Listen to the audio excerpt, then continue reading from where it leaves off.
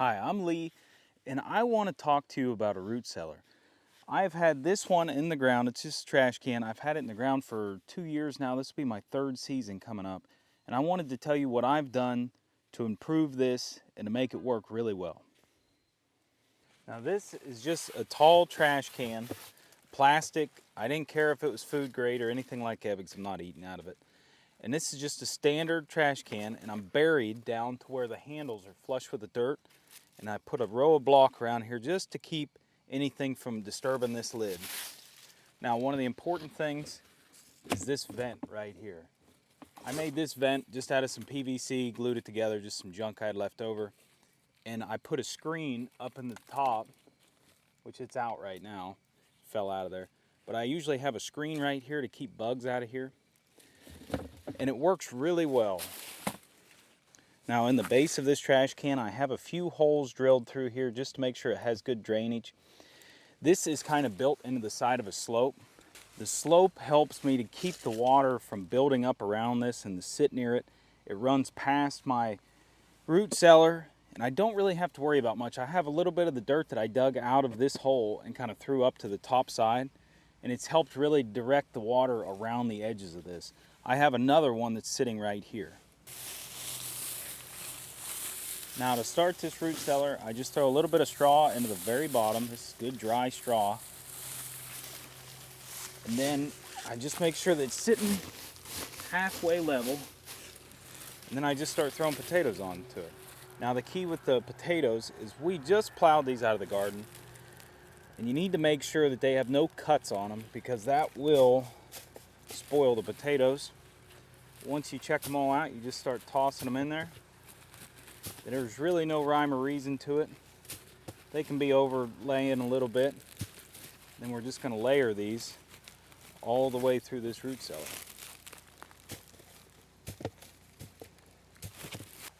Now here I have one that's cut from the plow. I'm going to set that to the side because I'll keep that and use it inside the house so I don't have to worry about it spoiling this root cellar. There's another one with a cut.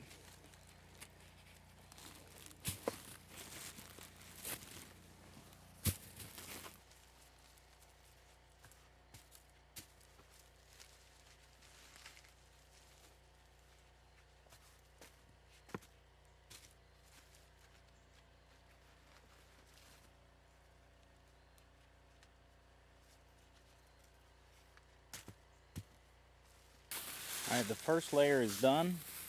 Now I just have to repeat this. Just kind of get some straw in there. Enough to kind of cover them up. And then I tap it down in there. And that will insulate the next layer. And I just keep going.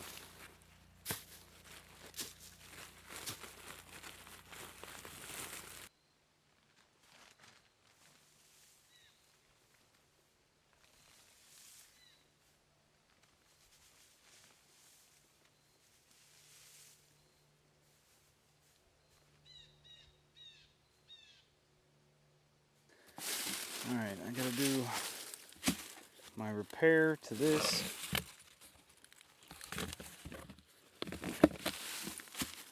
I don't even bother gluing these because it's not too big of an issue.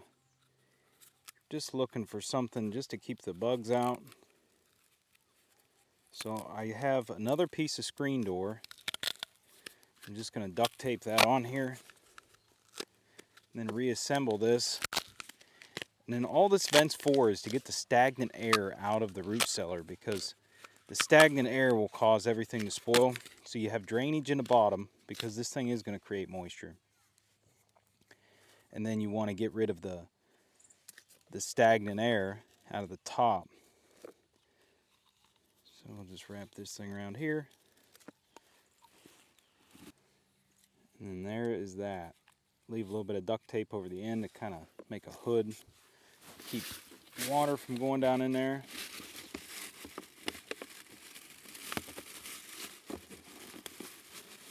Put that back on. And then the final step to the root cellar is you want to insulate the top pretty good. So get as much straw as you can underneath the lid of this.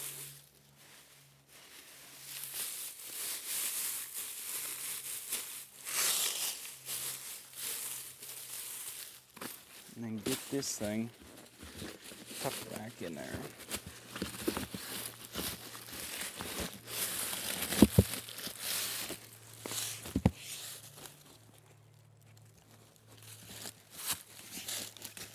Okay, perfect. Now the winters at my house are pretty harsh. So in order to protect against that, I have a trash bag filled with straw. It's kind of the base insulation. Throw right there. And then I have straw bales that are wrapped in plastic to try to keep them from being too moldy. I set those on top.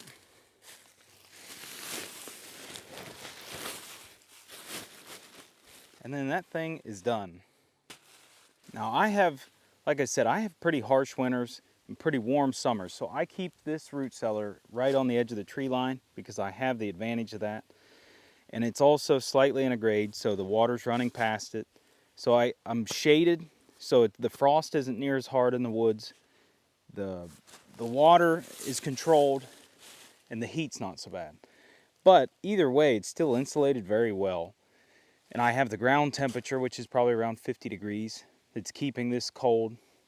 Now, whenever you get into one of these in the wintertime, you're gonna see moisture in the straw. Don't worry about that. Any moisture that's in the barrel is gonna go out through the bottom. So it's not gonna rot anything. It's just, there's a lot of humidity in these.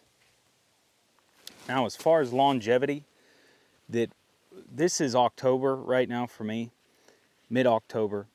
Usually I put these in around September. I keep track of it every year. And I've been able to eat potatoes out of these up until June of the next year. So it's working very well. Now there are eyes on the potatoes, don't get me wrong. I still eat them. They're not real bad as far as eyes go. But after that, the eyes are getting pretty extreme and I probably wouldn't eat them. In this root cellar, I have butternut squash. This is the first year I've tried that. Hopefully it turns out good. I've always put potatoes in the second barrel. This one's smaller. This was just the first one I've dug in. And it's worked really well. I've never had any issues out of it. But we'll see how the butternut squash turns out. But I imagine it'll probably be fine in there. But I appreciate you watching this video. I hope you enjoyed it. I'll see you later.